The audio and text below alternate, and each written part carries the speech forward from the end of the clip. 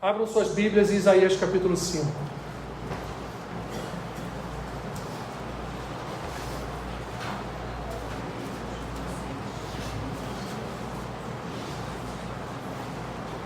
Isaías capítulo 5.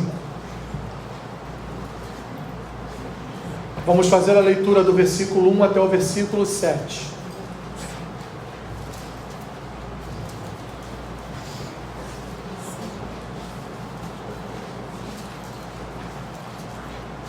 Profeta Isaías capítulo 5. A parábola da vinha amarga.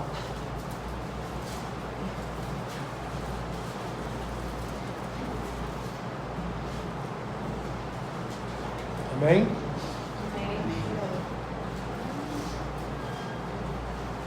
Diz assim o profeta Isaías, no capítulo 5 de sua profecia: Agora cantarei ao meu amado o cântico do meu amado a respeito da sua vinha. O meu amado teve uma vinha num outeiro fertilíssimo. Sachou-a, limpou-a das pedras e a plantou de vides escolhidas. Edificou no meio dela uma torre e também abriu um lagar. Ele esperava que desse uvas boas, mas deu uvas bravas. Agora, pois, ó moradores de Jerusalém e homens de Judá, julgai-vos, peço, entre mim e a minha vinha. Que mais se podia fazer ainda a minha vinha, que eu lhe não tenha feito? E como, esperando eu que desse uvas boas, veio a produzir uvas bravas? Agora, pois, vos farei saber o que pretendo fazer à minha vinha. Tirarei a sua sebe, para que a vinha sirva de pasto. Derribarei o seu muro, para que seja pisada. Torná-la-ei em deserto. Não será podada, nem sachada, mas crescerão nela espinheiros e abrolhos. Às nuvens darei ordem que não derramem chuva sobre ela, porque a vinha do Senhor dos Exércitos é a casa de Israel, e os homens de Judá são a planta dileta do Senhor.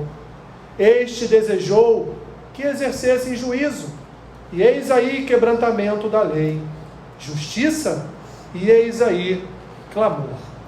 Até aqui, meus irmãos. Senhor, me ajuda nesta manhã a ministrar a Tua palavra, a levar, Senhor, a lançar essa semente, e que seja o Teu Espírito a plantá-la no coração da Tua igreja. É o que eu te peço e oro assim, em nome de Jesus. Amém. Podem sentar, meus irmãos.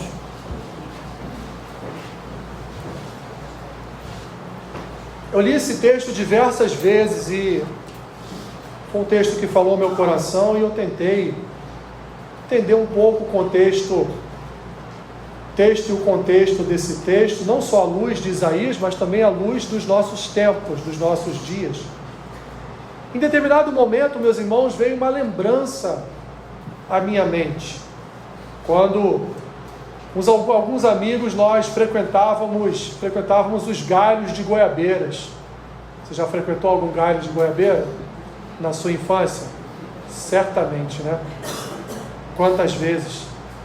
Lembra daquela tia que você tinha, que todo final de semana seu pai e sua mãe levavam você lá na casa dela para um almoço em família, e no quintal dela tinha um pé de goiaba, ou tinha uma amendoeira, ou tinha uma mangueira, e que de vez em quando você fazia algumas estripolias subindo naqueles pés ali para...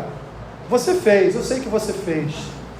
Não precisa nem balançar a cabeça positivamente, porque eu sei quantas vezes você fez isso, seja na casa de parentes, seja na sua casa, seja na casa de conhecidos. Você subiu em alguma árvore, ou até mesmo como Agostinho fez em relação a uma pera, você furtou a casa de algum vizinho, pulou algum muro, enquanto o seu vizinho não estava em casa, e ali então pegou uma goiaba, pegou uma manga, não é? De vez em quando, meus irmãos, isso é relatado pelo próprio Agostinho na sua biografia chamada Confissões. A expectativa era sempre a melhor possível, né? Você olhava para aquela árvore bonita, cheia de frutos, como diz lá em Gênesis, agradável aos olhos, né? Olhava, subia, e a expectativa da primeira mordida era que a fruta estivesse boa. mas excepcionalmente, de vez em quando, tinha um bichinho da goiaba ali no meio, né? De vez em quando você pegava uma manga e aquela manga tinha uma mordida de morcego. O morcego adora manga, não sei porquê, mas adora. Ou então, a amêndoa não estava tão doce quanto você esperava que ela estivesse. Imagina, meus irmãos, o quanto é frustrante criarmos expectativas sobre algo ou sobre alguém e no final de tudo a verdade é outra. No final de tudo, aquele fruto bonito em suas mãos, ele está com bicho, ou então ele não está tão bom quanto você imaginava que ele estivesse. Quem nunca se decepcionou com expectativas criadas em torno de alguma coisa ou de alguém? Imagina, meus irmãos, um agricultor que trabalha ali uma semana inteira, às vezes até um mês inteiro naquela terra, como diz aqui as escrituras, sachando, limpando, removendo pedra, as impurezas, trata daquilo tudo, lança semente, e algum tempo depois, na hora da colheita, ele vê que todo o seu trabalho foi em vão, que aquilo que nasceu ali não era o que ele desejava no seu coração. Assim como podemos imaginar um pai, uma mãe que, com toda a diligência do mundo, devota a sua vida para educar aquele filho. E lá no futuro, fruto daquela educação que era uma expectativa criada no seu coração, ou no coração daquele pai, daquela mãe, não é o resultado que você queria, não é o resultado do seu esforço. Poderia aqui, meus irmãos, citar tantos e tantos outros exemplos para ilustrar o seguinte: Deus separou um povo, como nós vimos hoje aqui na escola bíblica, separou um povo através de Abraão para andar com ele e para obedecer os seus preceitos. E o que o povo fez? O povo negou-se a andar com Deus. O povo repudiou a presença de Deus. E quando ele repudia, eu quero dizer, ele escolheu estátuas de barro, de cerâmica, de pedras, de madeira para servir. Ao invés de servir ao Senhor e Criador, sustentador de todas as coisas. Meus irmãos, pense só um momento comigo, que o Senhor também criou, em que pese ele ser onisciente, ele também criou no seu coração a expectativa de um povo servindo a ele por amor, não por obrigação. Não, se eu não servir a Deus, ele vai me matar. Se eu não servi-lo com os meus sacrifícios, eu vou morrer. Não, mas servi-lo com amor. Como é bom sacrificar ao Senhor, porque eu sou um pecador e preciso ofertar ao Senhor um sacrifício. Isso, meus irmãos, no contexto do Antigo Testamento, para que eu receba do Senhor o perdão, porque eu sou infiel, eu sou pecador. Eu preciso, portanto, exercitar os meios que Deus entregou em minhas mãos para que eu seja purificado e santificado pelo Senhor. Imagina, portanto, meus irmãos, desde Abraão, passando por Isaac, Jacó, as 12 tribos, chegando em Moisés, ali então Deus criando no seu coração, repito, em que pese ser ele onisciente, mas criou no seu coração toda a expectativa de ter um povo que o amasse incondicionalmente.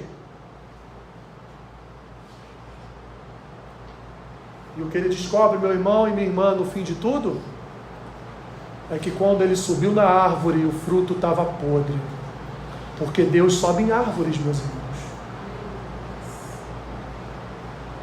Não no mesmo sentido que nós, mas no sentido de criar a expectativa de que aquele fruto que veio de uma semente, que ele plantou numa terra, que ele sachou, limpou, removeu pedras, dará a ele um resultado positivo. Portanto, Deus, meus irmãos, ele sobe em árvores. Ele procura frutos em nossas vidas.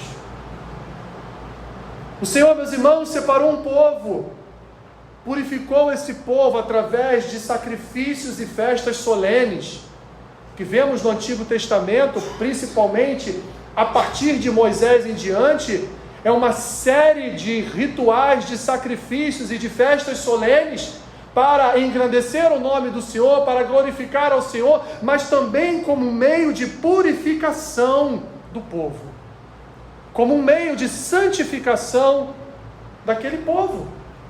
Deus ensinou, guiou esse povo, mas o povo não quis. Eles quiseram andar nos seus próprios caminhos, escolheram seus próprios planos e, portanto, tornaram-se frutos podres, estragados. E no momento da colheita, quando o Senhor subiu a árvore para colher os bons frutos que ele havia plantado através de boas sementes, o que ele encontra? Um povo idólatra, um povo infiel, um povo que negligenciou toda a obra que Deus havia realizado em suas vidas.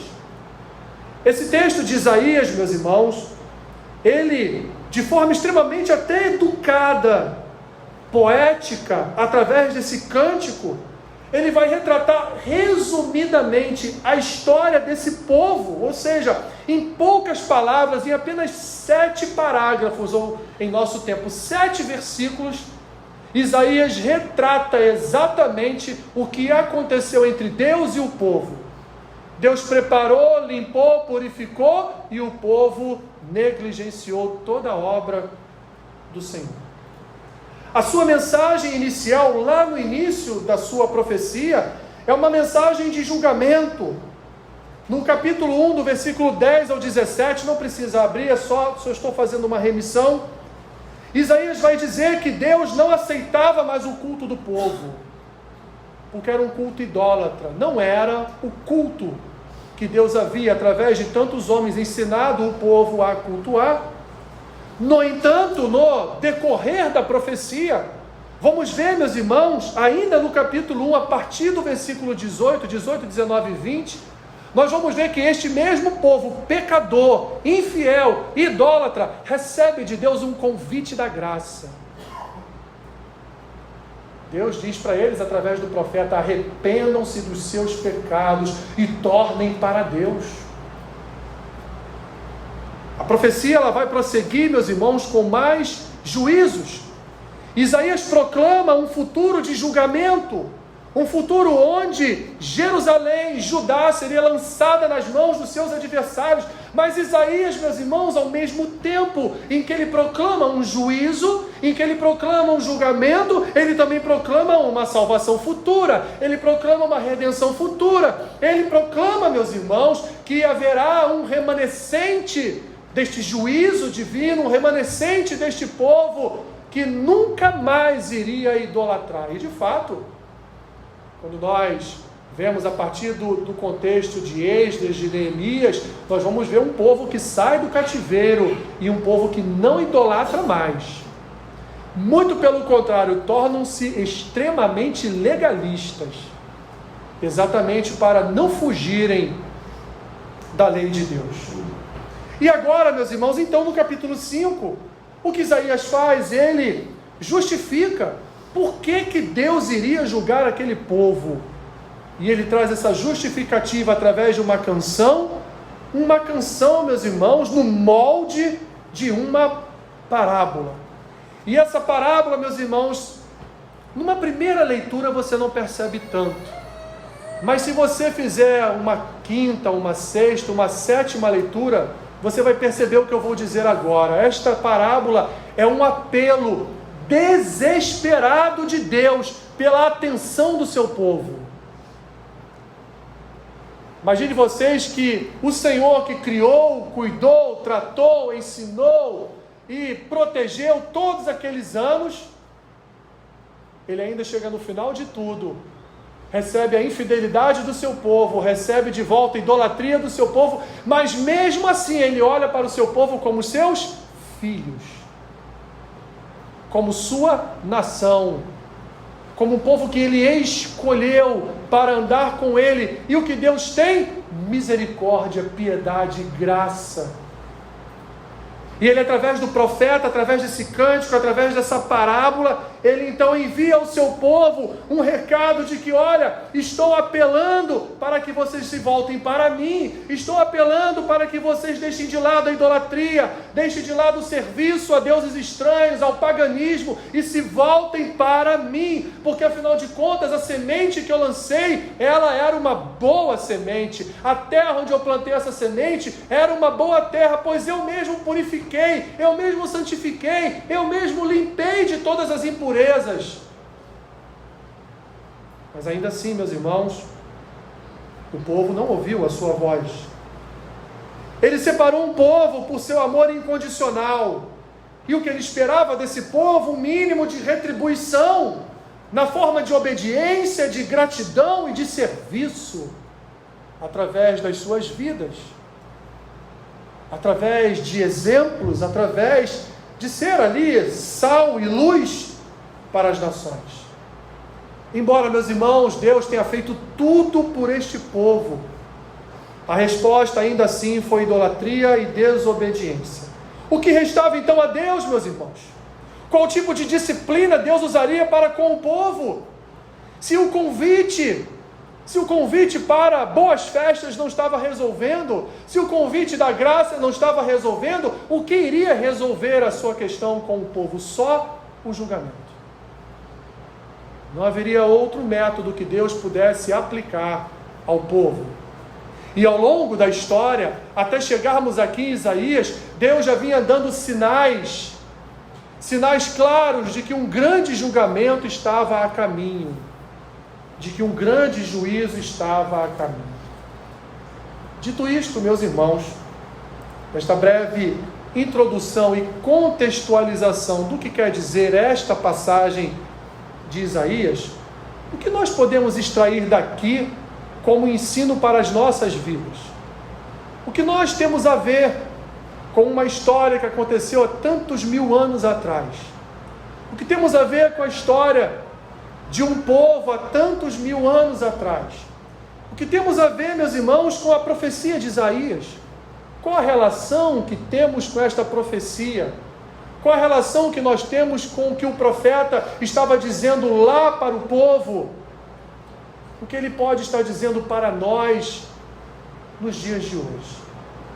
Em primeiro lugar, meus irmãos, Deus, e ele diz aqui, nos separou para servi-lo.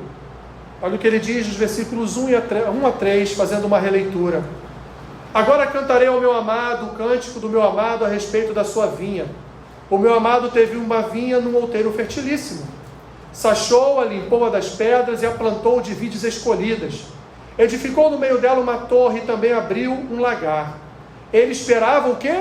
Que desse boas uvas, mas deu uvas bravas. E ele finaliza no 3. Agora, pois, ó moradores de Jerusalém e homens de Judá, julgai-vos peça entre mim e a vinha. Eu sou um bom agricultor. Eu limpei a terra.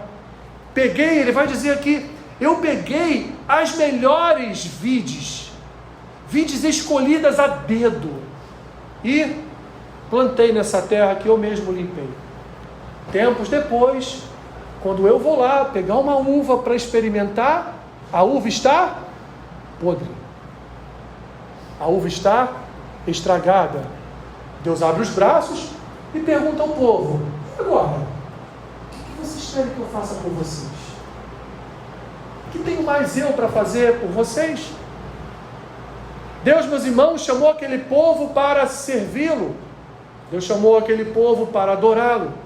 Deus chamou aquele povo para andar na sua presença. Deus chamou aquele povo para andar nos seus caminhos.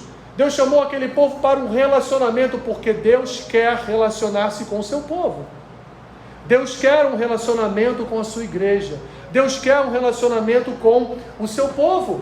Olha o que Jesus diz, meus irmãos, em sua oração sacerdotal, lá em João 17:17. Santifica-os na verdade, a tua palavra é a verdade. Jesus, lá no Novo Testamento, em sua oração sacerdotal, parece que ele olha para Isaías e diz o quê? Pai, santifica este povo através da tua palavra. Que o Senhor venha a limpá-los, que o Senhor venha a purificá-los, Que o Senhor venha remover as pedras que estão nessa terra aí, venha limpar toda essa terra, para que a Tua palavra entre como uma boa semente e gere frutos. Deus, meus irmãos, colocou diante de Israel tudo o que foi possível para eles obedecerem, assim como está diante de nós tudo aquilo que é possível para que nós venhamos a andar com Deus. Por exemplo, a sua palavra. A Escritura, meus irmãos, é o caminho providenciado por Deus para a nossa santificação. Quem não lê a Bíblia diariamente não está num processo de santificação. Quem não lê as Escrituras todos os dias, quem não tem um devocional diário, quem não ama as Escrituras, quem não tem uma necessidade no coração, que queima no coração, em todos os dias está lendo as Escrituras, ter acesso às Escrituras, meu irmão, minha irmã, me perdoe, não é cristão. A imagem de Deus como amado de Isaías, sachando e limpando a vinha, é a imagem do seu povo, meus irmãos, recebendo a palavra de Deus como meio de purificar e santificar o seu coração. Da mesma forma que aquele povo foi abençoado por Deus no sentido dos sacrifícios e das festas solenes, nós, meus irmãos, fomos abençoados por Deus no sentido de que o Verbo se fez carne, habitou entre nós, cheio de graça e de majestade. Da mesma forma que aquele povo recebeu do Senhor um toque purificador, recebeu do Senhor a certeza, através dos seus atos de misericórdia, de que Deus guardava, defendia e guiava, nós também, meus irmãos, através da obra de vida, morte e ressurreição de Cristo, temos a certeza de que Cristo intercede por nós nos lugares celestiais. Aliás, Paulo vai dizer em Efésios capítulo 1, que nós já temos recebido toda sorte de bênçãos espirituais nas regiões celestiais em Cristo. As Escrituras vão nos apresentar no Novo Testamento um novo povo, os gentios, um povo que Cristo escolheu, separou para servir ao Senhor, para andar com Deus, para se relacionar com Deus. Da mesma forma, meus irmãos, que Deus fez com o povo do Antigo Testamento, Ele faz conosco. Ele nos lançou no lagar da sua santidade. Ali, meus irmãos, nos amassou, nos espremeu e nos purificou de toda sujeira. Você já viu um lagar? Você sabe o que é um lagar? É um lugar ali onde as uvas são pisadas para se extrair ali o suco que vai virar mais tarde o vinho. Você já viu os homens ficam assim ali dentro, né? Você já deve ter visto uma imagem dessa alguma vez na vida, né? Aquilo ali é uma forma de purificar aquelas uvas.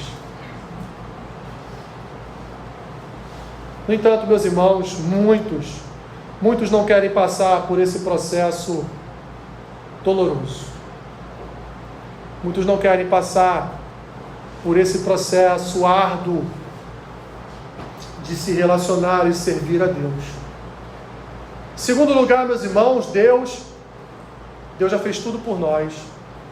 Olha o que Isaías diz no versículo 4. Que mais se podia fazer ainda a minha vinha, que eu lhe não tenha feito?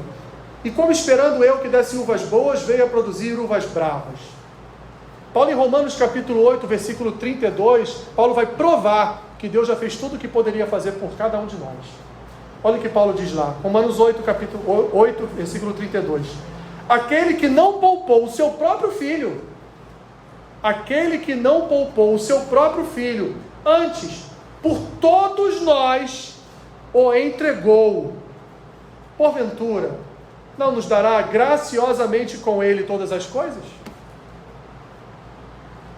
Paulo nos prova o que está descrito no versículo 4 de Isaías 5. O que mais eu posso fazer por vocês? Eu já fiz tudo. Eu enviei o meu filho, meu unigênito filho, para morrer no lugar de cada um de vocês. O que mais querem que eu faça?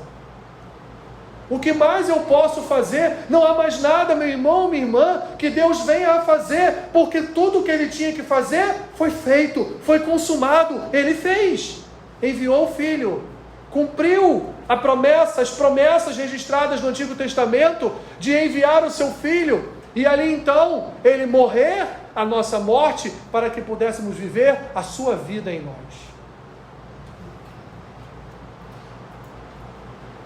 O que Deus poderia fazer mais por Israel, meus irmãos? Deus já havia livrado aquele povo do cativeiro anos e anos atrás. Depois veio ano após ano livrando aquele povo das mãos dos seus adversários, dos seus inimigos. Colocou aquele povo numa terra que manava leite e mel. Abençoou grandemente aquela nação. O que mais Deus poderia fazer com aquele povo? Mas deixou para eles uma ordenança. E a ordenança é: obedeça, como está registrado em Deuteronômio, capítulo 27 e capítulo 28. Se você me obedecer, você vai comer do melhor dessa terra. É o resumo de Deuteronômio 27 e 28. Mas se você não me obedecer, você vai ter problema. Nos deixou, meus irmãos, a obediência como meio de vida. Andar, meus irmãos, conforme ou na conformidade das Escrituras é um meio de vida para todo cristão. Deixou as Escrituras como meio de vida. E percebam, meus irmãos, como Deus, da mesma forma que facilitou tudo para Israel, também facilitou para nós, pois quem sacrificou foi Ele, não fomos nós. Ele que enviou o seu Filho, e o sacrifício foi feito em nosso lugar. O que você fez para estar aqui hoje? Nada. Absolutamente nada. Quem fez? Nosso Senhor e Salvador. Ele fez tudo para que estivéssemos aqui hoje. E nós não fizemos absolutamente nada. Mas o que Ele requer de nós? Olha que lindo, meus irmãos. Ele requer de nós aquilo que Ele mesmo já cumpriu. Ele cumpriu toda a Escritura. Jesus foi obediente até a morte. Ele cumpriu, obedeceu toda a Escritura. E é por isso que nós em Cristo temos em nós a suficiente graça de Jesus, também, meus irmãos, para andarmos com Deus. Para andarmos segundo as Escrituras nos tem convidado a andar em novidade de vida, como sal, como luz, na presença de Deus, se relacionando com Deus, se relacionando com a nossa família de forma a ser exemplo, se relacionando com este mundo aí fora, de forma a sermos sal e luz, a ser exemplo para este mundo. Esse é o convite de Deus para todos nós, meus irmãos. Deus limpou, sachou, e agora Deus espera bons frutos. Deus aguarda bons frutos. Deus nos deu tudo, meus irmãos. Olha o que Paulo diz em Efésios capítulo 1, versículo 3. Bendito Deus e Pai de nosso Senhor Jesus Cristo, que nos tem abençoado com toda sorte de bênção espiritual nas regiões celestiais em Cristo. Que maravilha, meus irmãos. Sinceramente, do que a gente precisa? De nada. Temos tudo. O que é o tudo que nós temos? Vida eterna, meus irmãos. Vida eterna. Nós temos vida eterna. E o que importa para nós é isso. As nossas vidas no dia a dia são circunstâncias de um mundo caído. São circunstâncias de um mundo que jaz no maligno. São circunstâncias que acontecem todos os dias. Pois o autor de Eclesiastes vai dizer o quê? O sol e a chuva é para todos. Se você, crente, sair debaixo da chuva sem um guarda-chuva, vai se molhar. Não vai ter a mão de Deus aí, não. Você é crente, você não vai se molhar hoje, não. Não tem isso. Tem crentes que perdem suas casas numa enchente. Tem crentes que sofrem acidente de trânsito, fica enfermo. Isso é parte da circunstância terrena em que nós estamos, porque toda a natureza está caída. Toda a raça humana é caída. Mas Cristo, meus irmãos, juntamente em sua ressurreição, Ele nos ressuscitou para uma novidade de vida. Ele já fez tudo por nós. O que nós fazemos então? Pelo menos retribuir a Ele, amando a sua palavra, amando essa graça maravilhosa que habita em cada um de nós. O que queremos mais, meus irmãos? Em terceiro e último lugar, vida cristã é uma vida de frutos. Isso está bem claro do versículo 5 ao 7 de Isaías 5. Quando ele vai dizer: vocês não deram frutos bons, não tem problema. Eu não vou mais sachar, eu não vou mais limpar, eu não vou mais purificar, eu não vou mais guiar, eu não vou mais ensinar, eu não vou mais proteger, eu não vou mais guardar. Eu vou permitir que todos os seus adversários, que todos os seus inimigos cheguem até vocês e dominem vocês, guerreiem contra vocês e saiam vencedores. Eu vou permitir tudo isso. E ele termina no versículo 7: porque Israel é a vinha. Israel teve toda a oportunidade de produzir bons frutos e não produziu. Olha o que Jesus diz, meus irmãos, em Mateus capítulo 7, versículo 19: toda árvore que não produz bom fruto, ela será cortada e lançada ao fogo. Israel foi cortado e lançado ao fogo. E no futuro vamos ver os remanescentes. Mas Israel naquele momento, Israel, o reino do norte já tinha ido, agora era Judá, o reino do sul, seria também da mesma forma que o norte foi, seria cortada e lançada ao fogo diante dos seus adversários. Por sua desobediência, foi entregue nas mãos dos seus inimigos. Assim também, meus irmãos, será com todo aquele que não atentar para as palavras da vida eterna. Jesus a todo momento dizia: quem tem ouvidos para ouvir, ouça.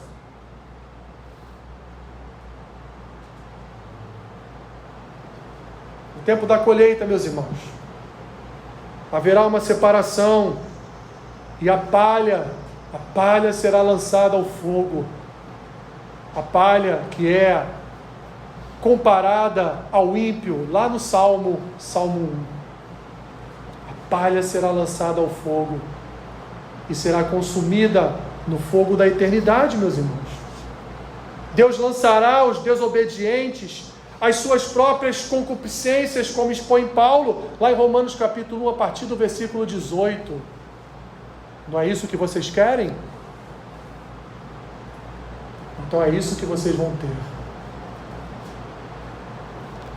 Que conclusão, meus irmãos, podemos extrair? Lembram da goiabeira? Lembram da expectativa do bom fruto? Deus também tem, meus irmãos, essa expectativa sobre cada um de nós. Deus guarda no seu coração uma expectativa sobre cada um de nós. Não se esqueça, meu irmão, minha irmã. Deus é um Deus que busca fruto nas suas árvores. Quando Jesus viu aquela planta seca no meio do caminho para Jerusalém, ele disse o que para ela? Ela não estava plantada ali para estar seca. Ela estava plantada para produzir frutos. Já que você está seca, permanecerá seca para sempre. De ti não sairá um único fruto.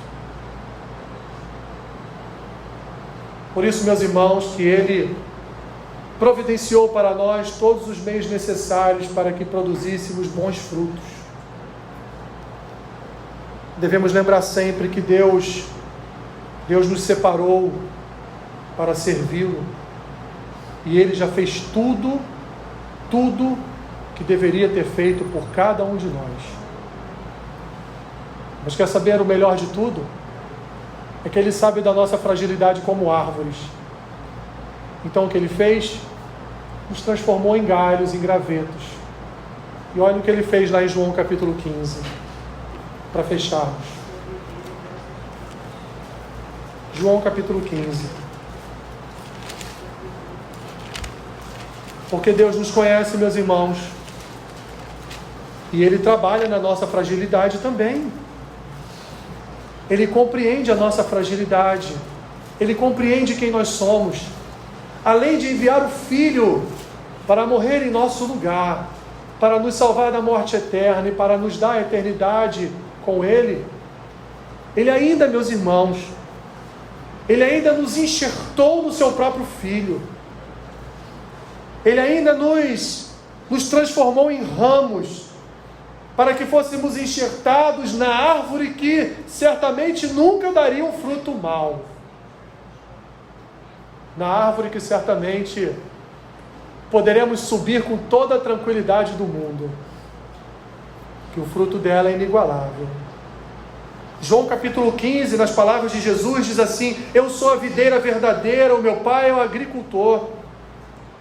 Todo ramo que estando em mim não der fruto, ele o corta, e todo que dá fruto limpa, para que produza mais fruto ainda. Vós já estáis limpos pela palavra que vos tenho falado.